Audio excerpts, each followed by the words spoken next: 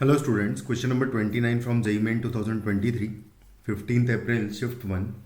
The question is, consider the triangle with vertices, दो fixed vertices है और third is moving vertex जिसमें y fix है 4 है, यानी कि y equal to 4 लाइन पर ये vertex आ रहा है where t belongs to 0 to 4 if the maximum and minimum parameters of such triangles are obtained at t equal to alpha and t equal to beta respectively then 6 alpha plus 21 beta का वैल्यू बताना है क्या आएगा।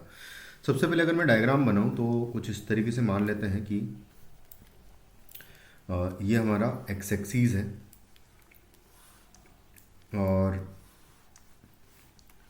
ये Y axes है। ये 0.0 point है ए बी पॉइंट ए ये बी पॉइंट है मेरा और बी पॉइंट ए पॉइंट है 2,1 तो 2,1 पॉइंट समथिंग ओवर हेयर है and y equal to 4 line यहाँ से कहीं से पास होगी जिस पर कि थर्ड वर्टेक्स आपका आ रहा है।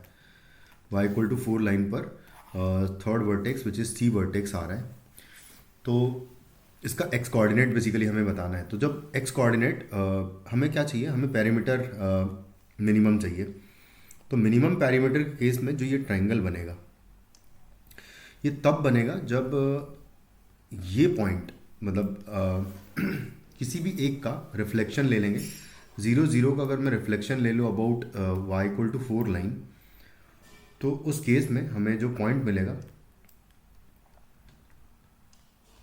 यहाँ कहीं आएगा जो कि आएगा 0,8 पॉइंट आएगा। तो ये डिस्टेंस और ये डिस्टेंस इक्वल होती है तो इस वजह से इसका सम और इसका सम मिनिमम करना है मुझे, क्योंकि मुझे इसका और इसका सम मिनिमम करना है। तो ये दोनों डिस्टेंसेस अगर इक्वली है तो मैं इसका और इसका सम मिनिमम करना चाहूँगा। तो इसका और इसका सम मिनिमम तब आएगा जब ये स्ट्रेट लाइन बन जाएगी एग्जैक्टली और ये स्ट्रेट लाइन तब बनेगी जब इन दोनों को पॉइंट पास करने वाली लाइन निकालेंगे। तो ये बी डैश मान लेता हूँ ये ए है तो ए बी डैश की इक्वेशन निकालूंगा अगर मैं तो ए बी डैश हमारे पास आ जाएगा y minus 8 is equal to 1 minus 8 upon 2 minus 0 into x minus 0। तो यहाँ से आ जाएगा ये 2 तो 2y minus 8 is equal to minus 7x आ जाएगा और ये इक्वेशन आ गई। इसमें हम लोग क्या करेंगे y is equal to 4 put कर देंगे तो x कोऑर्डिनेट आ जाएगा, यानी कि t की वैल्यू आ जाएगी for minimum value of alpha.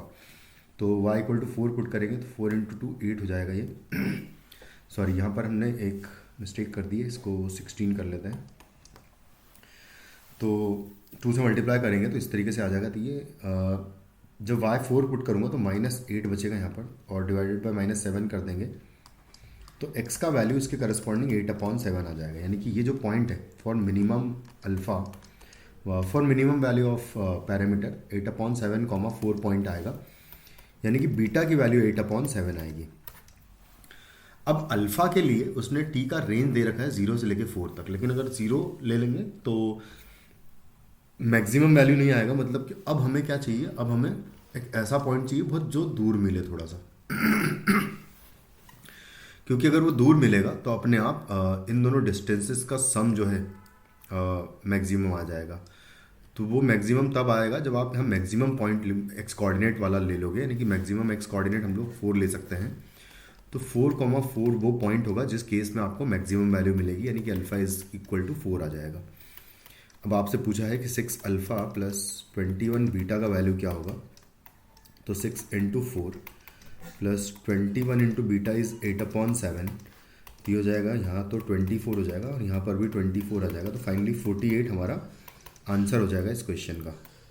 Thank you.